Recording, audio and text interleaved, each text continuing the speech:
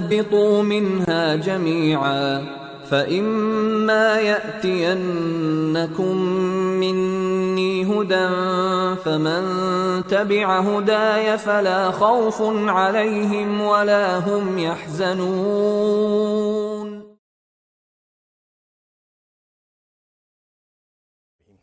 ناظرین السلام علیکم، میں ہوں شوکت عابدی. پیش خدمت ہے پروگرام دین کی ضرورت کیوں. ناظرین، یہ ایک سیریز ہم شروع کر رہے ہیں اور اس سیریز کو شروع کرنے کا مقصد یہ ہے کہ دین کے بارے میں پھیلی ہوئی غلط فہمیاں اور دین کے بارے میں جو مختلف طریقے کے کنفیوژنس ہیں ان کو کیسے دور کیا جا سکے. اور تنظیم المکاتب کا بہت بڑا احسان ہے کہ مکتب سے لے کر مدرسے تک قائم کر رکھے ہیں، اور اس کے ساتھ ہی جو کتاب ہے تنظیم المکاتب کی، اس کے اندر اصول دین، فروع دین، یعنی بچوں سے لے کر بزرگوں تک ساری باتوں کو سمجھنے کا جو سلیقہ اس میں سکھایا گیا ہے، بتایا گیا ہے، وہ سب موجود ہے. لیکن ناظرین، کیونکہ حالات یہ ہیں کہ جس دور سے ہم گزر رہے ہیں اس میں لوگوں کو اتنی اچھی اردو نہیں آتی ہے، اور اگر ان کے سامنے ہم یہ کہتے ہیں کہ ارباب فہم و ذکان قریب تعطیل کلاں ہو رہی ہے تو یہ ان کے سر کے اوپر سے جاتی ہے. اس لیے ہم اس پروگرام کو اس طرح سے لے جائیں گے کہ وہ کامن مین جس کو بالکل اردو نہیں آتی ہے وہ بھی ہمارے اس پروگرام کو دیکھ کر دین کو سمجھ سکے. یہی وہ بنیادی وجہ ہے کہ ہم نے اس کا عنوان رکھا دین کی ضرورت کیوں. اور ہمارے ساتھ موجود ہیں حجت الاسلام والمسلمین تنظیم المکاتب کے سیکرٹری عالی جناب مولانا سید صفی حیدر صاحب قبلہ. میں آپ کا استقبال کرتا ہوں، اور استقبال کرنے کے ساتھ میں آپ سے ایک گزارش کروں گا چھوٹی سی کہ سب سے پہلے تنظیم المکاتب کا مختصر سا تعارف کرا دیں تاکہ ہم اپنے پروگرام کو پھر آگے لے چلیں.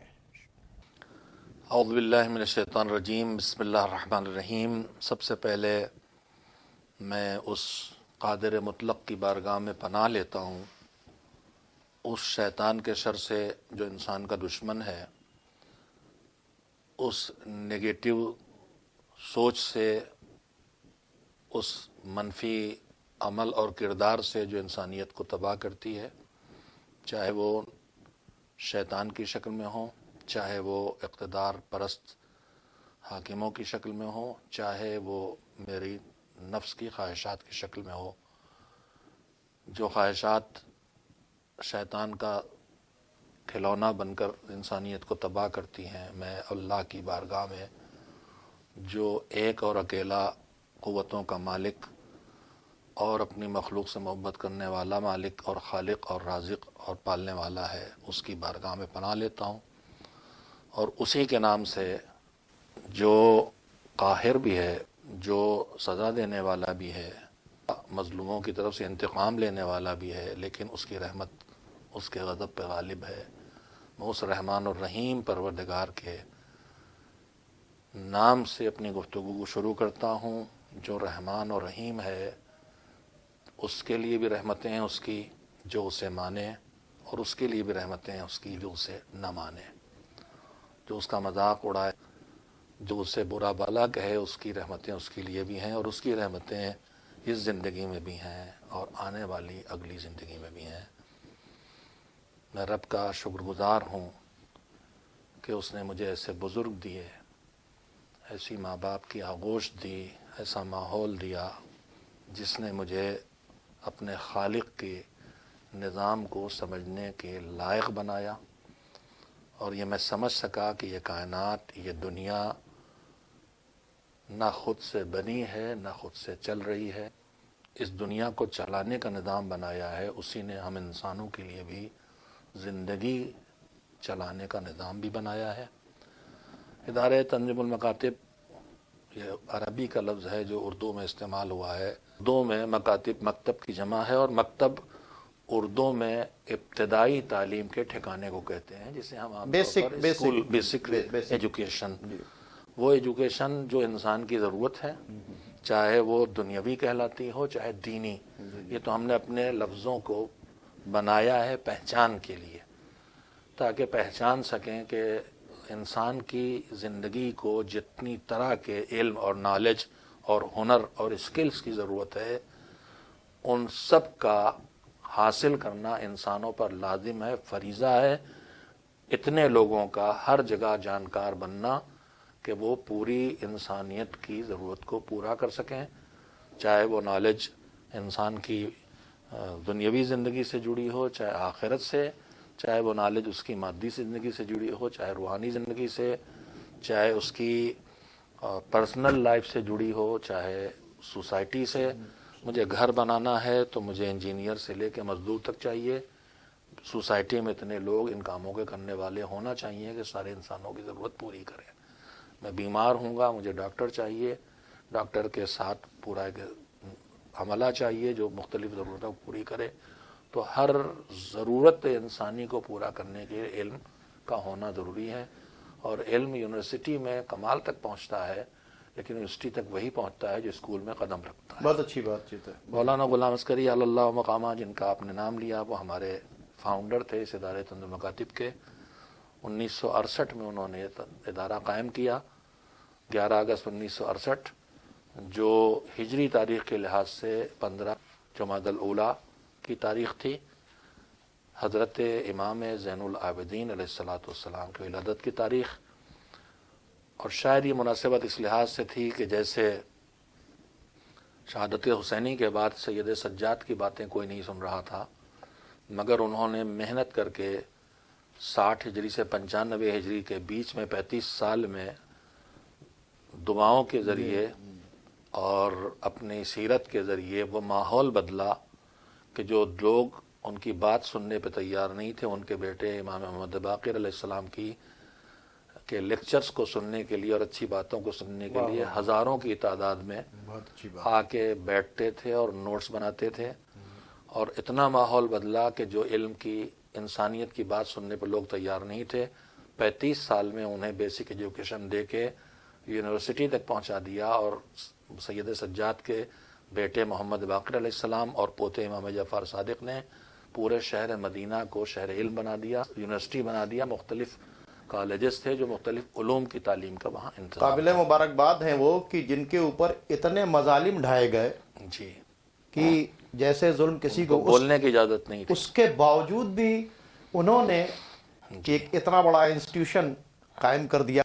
قائم کرنے والے امام سید سجاد، پھر امام محمد باقر علیہ اس کو اعلیٰ تعلیم کی اعلیٰ ترین منزلوں پہ لے جانے والے، امام جعفر صادق علیہ السلام تک پہنچا وہ معاملہ۔ جی پہنچا۔ جی تو سید غلام عسکری اللہ مقامہ اپنی ابتدائی زندگی تھی، اللہ کچھ لوگوں کو ایسی ہنر دیتا ہے، کل 21 سال کی عمر تھی جب وہ دینی تعلیم اور اس کے ساتھ انہوں نے دنیاوی تعلیم بھی لی تھی جو دنیا نہیں جانتی ہے۔ وہ طبیہ کالج سے BUMS بھی تھے ماشاءاللہ، اور پوزیشن ہولڈر تھے پورے کالج میں، فرسٹ پوزیشن تھی ان کی۔ وہ حکیم بھی تھے، یعنی اس وقت کا ڈاکٹر، اور ان کے چھوٹے بھائی حکیم غلام باقر بھی اسی سے نکلے تھے۔ انہوں نے گورنمنٹ جاب میں گئے اور وہ ریٹائرڈ ہوئے تھے تو چیف میڈیکل آفیسر ہو کے، اگر غلام عسکری ادھر جاتے تو گولڈ میڈلسٹ تھے، شاید ڈائریکٹر ہو کے ریٹائرڈ ہوتے۔ لیکن انہوں نے دیکھا کہ ہماری قوم کی ضرورت علاج ہے بیماریوں کا۔ بیماریوں کی 2 قسمیں ہیں، ایک جسمانی ایک روحانی، اور ساری بیماریوں کی جڑ ہے جہالت، اور ساری بیماریوں کی جڑ ہے دین سے دوری اور بے دینی۔ انہوں نے طے کیا کہ ہم ایک ایک بیماری کا علاج نہیں کریں گے، ہم بیماری کی جڑ تک جائیں گے۔ حکیم یہی کرتا ہے، بہت اچھی بات۔ ڈاکٹر ذرا اوپر سے دیکھتا ہے، علامتوں سے علاج کرتا ہے، لیکن حکیم جڑ تک جاتا ہے۔ انہوں نے جڑ ڈھونڈی کہ قوم کی انسانیت کی بیماریاں جتنی بھی ہیں ان سب کی، چاہے غربت ہو، چاہے بیماریاں ہوں، چاہے جنگ و جدل ہو، چاہے بھوکمری ہو، قتل و غارت ہو، سب کی جڑ میں 2 چیزیں ہیں، علم نہ ہونا، دین نہ ہونا۔ اور انہوں نے یہ طے کیا، اور حقیقت ہے کہ صرف علم کافی نہیں ہے۔ علم اگر دین کے بغیر، علم اگر ایمان کے بغیر، علم اگر کنٹرول کے بغیر، علم اگر کسی نگراں کے بغیر ہاتھوں میں دیا جائے، آغا قراتی کے الفاظ میں کہ علم ایک چاقو ہے، اس سے پھل بھی کاٹا جا سکتا ہے، گلا بھی۔ گلا کاٹنے سے کون چیز روکے گی؟ وہ علم نہیں روکتا۔ اگر علم اکیلا کافی ہوتا تو آج ایٹم بم نہ بنتے. بہت اچھی بات ہے. بہت جہالت بہت بری چیز ہے، لیکن جہالت کا نقصان انسان کو کم پہنچتا ہے، لیکن بے قابو علم بہت بڑا نقصان پہنچاتا ہے. ایک جاہل چاقو سے ایک آدمی کو مارتا ہے، گن سے 5 آدمیوں کو مارتا ہے، لیکن ایک پڑھا لکھا انسان جس پر کوئی کنٹرول، کوئی بریک اس کے پاس نہیں ہے، نہ ایمان کا، نہ خدا کا، نہ آخرت کا، اس کے علاوہ کوئی بریک کام کرتا ہو تو مجھے دنیا بتائے. تو پھر وہ علم جب آتا ہے تو ایٹم بم بناتا ہے جو پوری انسانیت کو، ابھی جو کرونا وائرس یا کون سا وائرس ہے، جی کرونا وائرس، کرونا، یہ انسان کا بنایا ہوا ہے اور انسانیت کو تباہ کر رہا ہے. تو علم بغیر دین کے تباہی لاتا ہے. غلام اصغر 1952 میں 21 سال کی عمر میں وہ مدرسۃ الواعظین سے نکلے. ان کی ڈیوٹی تھی گاؤں گاؤں جاؤ اور اچھائی کا پیغام پہنچاؤ. گاؤں میں جب انہوں نے سفر کیا تو انہوں نے دیکھا کہ بہت پریشانیاں ہیں، غربت بھی ہے، جہالت بھی ہے، بیماری بھی ہے. انہوں نے کہا ہم ہر چیز کا علاج نہیں کر سکتے تو جو جڑ ہے اس کو ڈھونڈیں. انہوں نے طے کیا کہ ہمیں تعلیم پہنچانا ہے. انہوں نے تعلیم کا آغاز، پہلے ان میں بھی تعلیم تھی ایک ڈاکٹر بنانا، ایک دین کی راہ پہ لانا. انہوں نے طے کیا ڈاکٹر بغیر دین کے بنائیں گے کڈنی چرائے گا، بہت اچھی بات. انجینئر بغیر دین کے بنائیں گے بالو ملائے گا. لہذا پہلے دین لاؤ، انسانیت لاؤ، ایمانداری لاؤ، تاکہ جو بنے وہ اچھا بنے. دیندار ڈاکٹر، دیندار انجینئر، ہر شعبے کے اندر جو آدمی ہو وہ دیندار ہو اور اس کو اپنی ڈیوٹیز جو ہے اور کسی کو جواب دہ ہونا چاہیے. جواب دہ ہو، کسی کا خوف ہو اس کے سامنے کہ کوئی ہے جو دیکھ رہا اور حساب لے گا. میری نالج کا بھی لے گا، میرے طاقت کا بھی لے گا، میرے پیسے کا بھی لے گا، ہر چیز کا حساب لے گا. انہوں نے پہلے دینی تعلیم سے شروع کیا اور پھر اس کا خرچ بھی کم تھا. پیڑ کے نیچے، مسجد میں، امام باڑے میں، برآمدے میں، اس میں پہلے انہوں نے خود کھول کے پڑھایا. بند جب 2-4 مہینے پڑھا کے کسی کو لگا گئے، 6 مہینے بعد واپس آئے تو بند ملا. تو پھر انہوں نے طے کیا کہ اب اس کو منظم کرنا ہے. اس وقت جتنے ادارے لوں گا، مدارس بھی تھے اور دوسرے ادارے بھی تھے، مضبوط انجمنیں تھیں، ایسوسیشن تھے، مجالس تھیں. انہوں نے سب جگہ رکھا کہ یہ ایک ضروری تعلیم، ابتدائی ضروری تعلیم، چاہے دنیا میں آگے بڑھنا، ہائی اسکول کون پہنچے گا، اسکول تک آئے. یونیورسٹی تب کھولو جب پہلے اسکول سے یونیورسٹی تک لے کے آؤ. حوزہ علمیہ میں، جامعہ امامیہ، مدرسہ ناظمیہ میں، سلطان المدارس میں وہ آئے گا جو نیچے سے چل کے آئے گا. لیکن جب ان کی کہیں نہیں سنی گئی تب مجبوراً انہوں نے ادارہ قائم کیا، تنظیم المکاتب. مکتب کھولو اور انہیں منظم کرو، یعنی بیسک ایجوکیشن کے لیے. 1968 میں انہوں نے مکتب سے شروع کیا، چھوٹے سے بجٹ سے 5 مکتب اور 15,000 سے بھی کم روپیے سال بھر پہ 45,000 تک پہنچے.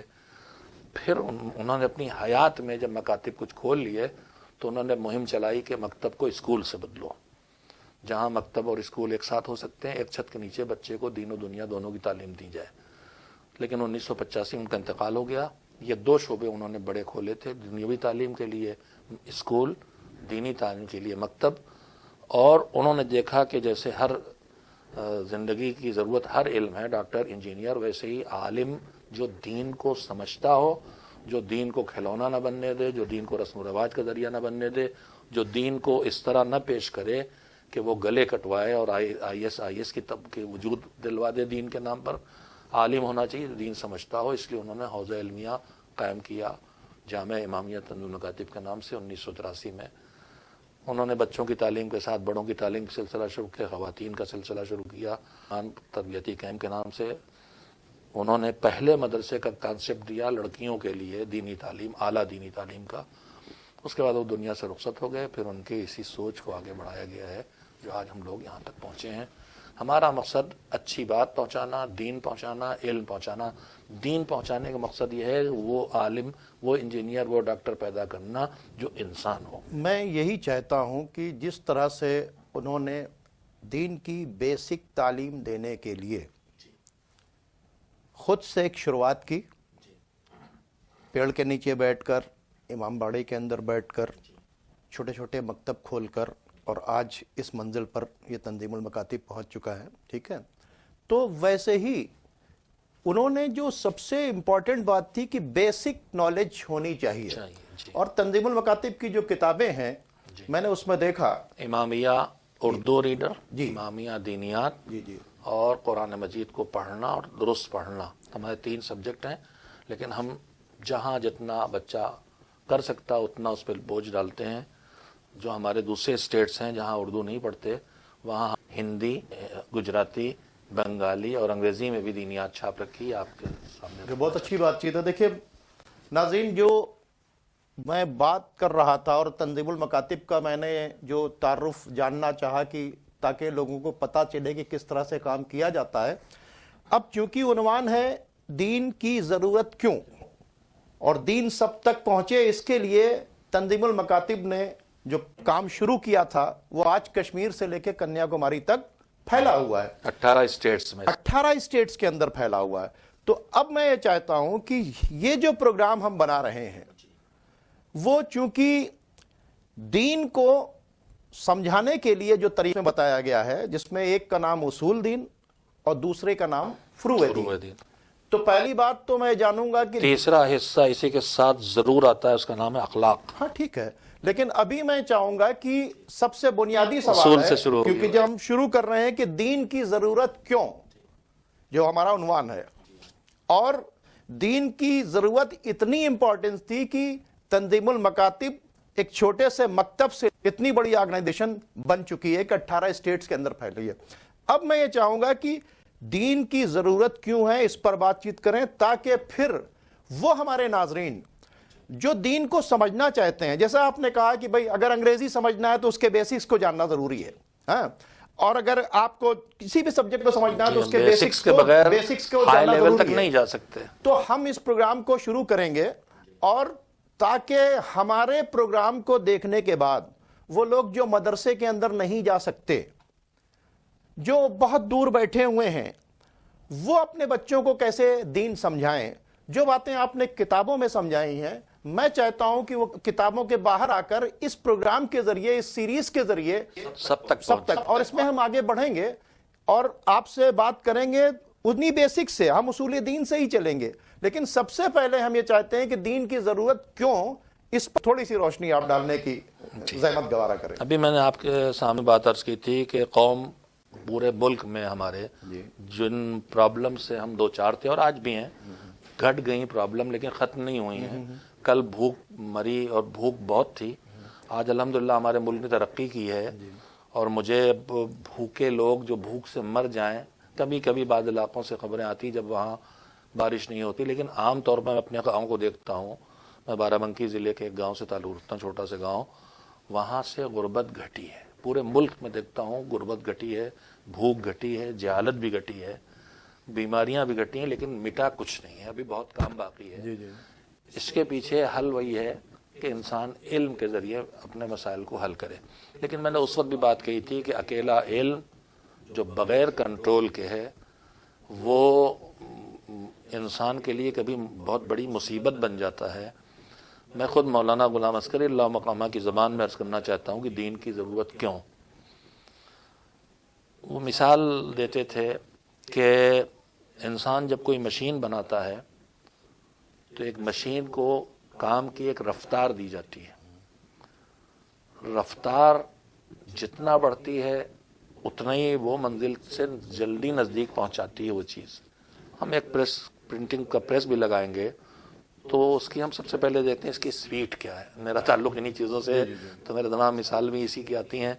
अभी तो हम एक फ़ोटो कापियर से प्रिंटिंग प्रेस का काम ले रहे हैं, अल्लाहुद्दीन बिल्लाह के हम अपना प्रेस लगा सकें इंशाअल्लाह। और हम चाहते हैं, मैं यही ज़िमनी तौर पर अर्ज़ करूँ कि हर इंसान के पास उन सब्जेक्ट्स पर जो हर इंसान के नॉलेज में आना चाहिए, इंसान के साथ ज़िंदगी कैसे बसर करे, फैमिली कैसे चलाए, अपनी रोज़ी के अंदर कैसे गुज़र बसर कर ले, दिलों के अंदर से नफ़रतें कैसे, एक अच्छा इंसान कैसे बने, उससे जुड़ी सारी चीज़ें, उनकी एक छोटी सी लाइब्रेरी हर ज़बान में हर इंसान के लिए हम अरेंज कर सकें, तो उसके लिए चाहिए। बहरहाल तो तरक्की जब होती है, कल आदमी पैदल चलता था, पैदल के बाद घोड़े पे आया, स्पीड बढ़ गई, घोड़े के बाद गाड़ी पे आया, मोटर पे आया, स्पीड बढ़ गई, मोटर के बाद ट्रेन पे आया, स्पीड बढ़ गई, हवाई जहाज़ पे आया, स्पीड बढ़ गई, मिसाइल पे गया, स्पीड बढ़ गई।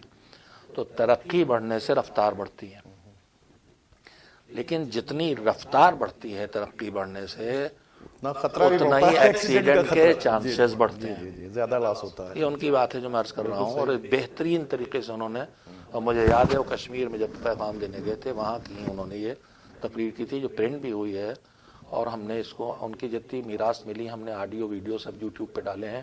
میں اس لیے کہنا چاہتا ہوں کہ اگر کوئی واقعی اچھا انسان بننا چاہتا ہے اور انسانیت سیکھنا چاہتا ہے تو غلام عسکری کو یوٹیوب پہ سنیں. ترقی سے رفتار بڑھتی ہے، رفتار سے حادثہ اور ایکسیڈنٹ کا خطرہ بڑھتا ہے. اس حادثے اور ایکسیڈنٹ سے روکنے کا طریقہ ہے کہ ہر مشین بنانے والا جتنا مضبوط بڑا انجن بناتا ہے رفتار کے لیے اتنا ہی مضبوط بریک لگاتا ہے. ترقی کے ساتھ رفتار، رفتار سے حادثہ، حادثہ روکنے کے لیے بریک. ٹھیک ہے. انسان سے بڑی تیز مشین کوئی نہیں ہے، ساری مشین انسان بناتا ہے. سب سے تیز رفتار مشین انسان ہے. اگر انسان بغیر بریک کے ہوگا تو سب سے بڑے ایکسیڈنٹ کرے گا. اس لیے اس مشین کے بنانے والے نے اس تیز رفتار مشین کے ساتھ بریک رکھے ہیں اور اس بریک کا نام دین ہے.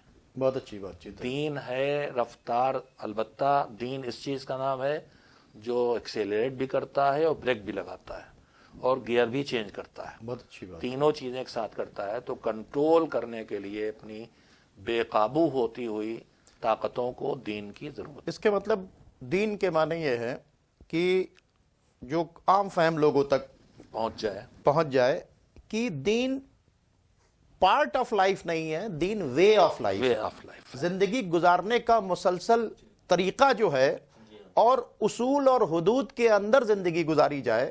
ٹھیک ہے. کہاں پر تیزی لائیں، کہاں پر کہاں اسپیڈ بڑھائیں، کہاں سلو ہوں، کہاں رکیں. تو دین کہاں ایکسیڈنٹ ہے. مولا کائنات نے اس کے سلسلے میں کہا ہے کہ کسی نے پوچھا کہ دین کیا ہے تو انہوں نے کہا کہ ایک اللہ کی عبادت اور خدمت خلق. جی سمیٹ کے بتایا انہوں نے. اور میں عبادت کے لفظ سے پھر وضاحت کر دوں میں چاہوں گا کہ اس کہ پہ تھوڑی سی روشنی عبادت کا ڈالیں. لفظ سنتے ہی ہماری سمجھ میں پوجا پاٹ، نماز، قرآن، روزہ آتا ہے.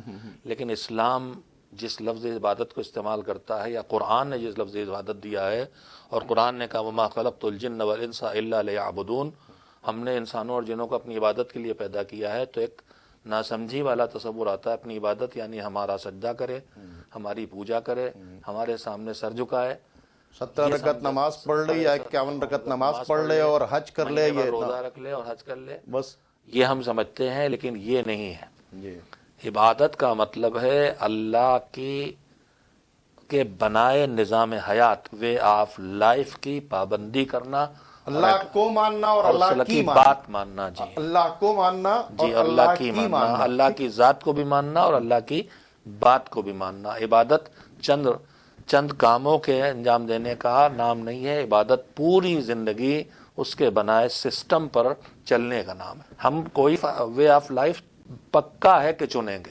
اس کے بغیر ہم زندگی انسان کو اکیلے پیدا جانور کی طرح بنایا بھی نہیں. اور جانور بھی اپنے لیے وے آف لائف طے کرتا ہے.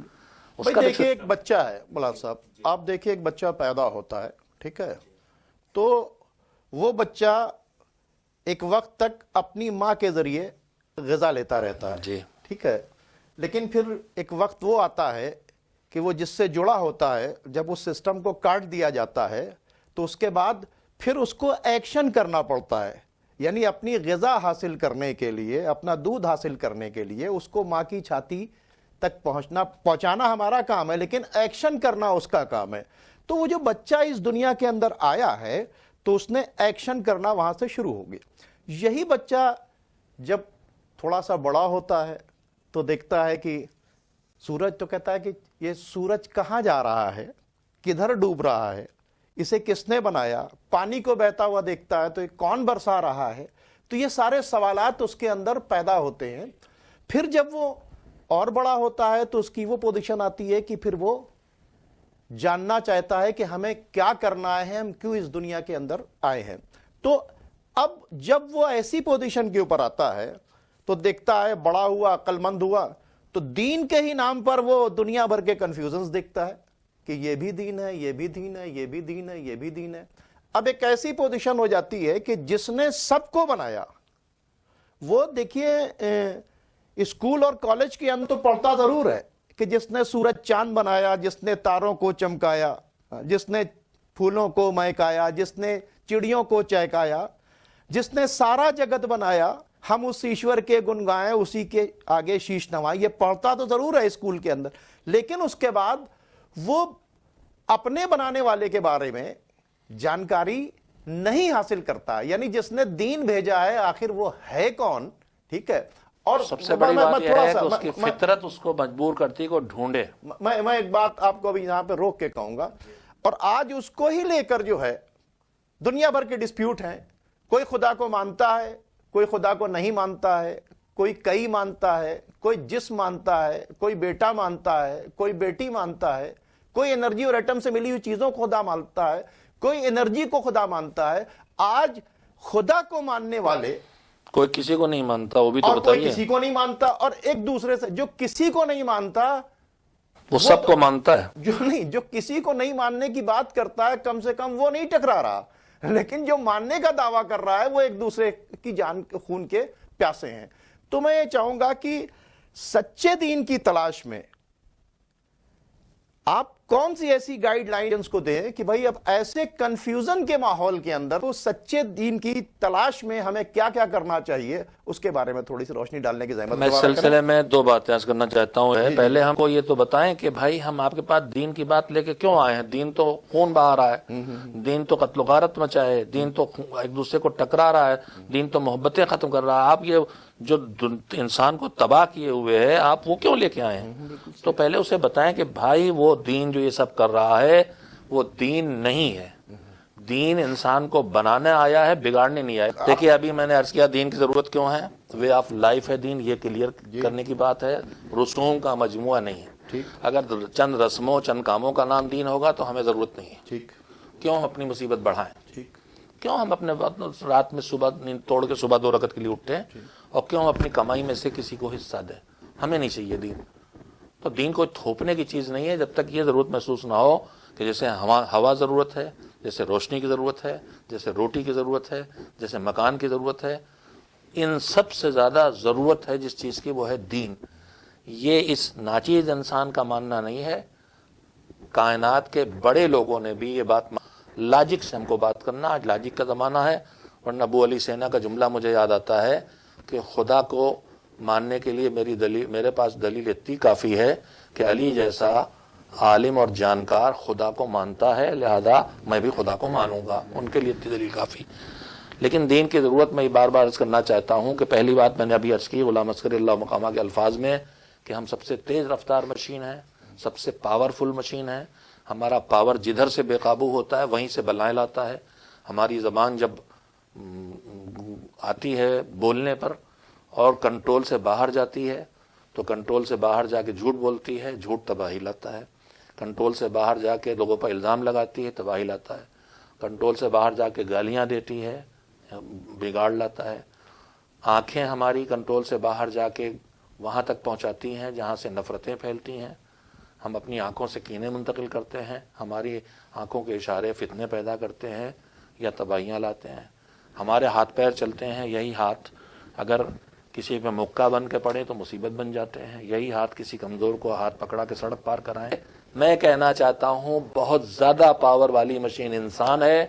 अगर इसके साथ कोई कंट्रोल और ब्रेक ना हो तो ये बेकाबू होकर तबाही फैलाएगा, और उस कंट्रोलर का नाम दीन है। अगर दीन नहीं है तो मुझे वो बताएं जो दीन को नहीं मानते कि दीन नहीं है उस कंट्रोलर का नाम, तो कौन चीज है? इंसान जो है वो ऐसी मशीन है कि अगर इस पर सही ढंग का ब्रेक न लगाया जाए तो ये बहुत बड़ा नुकसान पहुंचा सकता है। और दीन जो है इंसान के ऊपर एक मजबूत ब्रेक लगाता है। नाजरीन, दामने वक्त में बिल्कुल गुंजाइश नहीं, इसलिए मैं इस बात को कंटिन्यू करूंगा अपने दूसरे एपिसोड में। हमें इजाजत दीजिए, खुदा हाफिज।